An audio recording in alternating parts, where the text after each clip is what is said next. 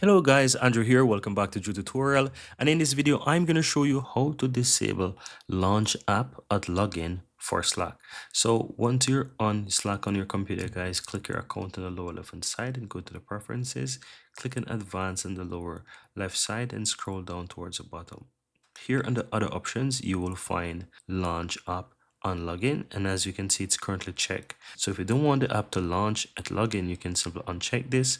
Another thing that you also want to do is ensure that the Slack does not set to start up when your computer starts, and this is by simply disabling your startup app. So just right click on your taskbar right here and go to task manager, and once you're inside the task manager, go to the startup apps and you want to find Slack. So you will find Slack in the list, and so you want to ensure that once you find it, ensure that it is disabled as startup. You may see that it's enabled, and if it is, it simply means that it's going to start up on your computer when it starts, and you will find it here. So you can just simply right click on it and disable it. And that's all that you have to do, and you will ensure right there with these two settings that Slack won't start up when your computer starts, and it will not launch the app at login as well.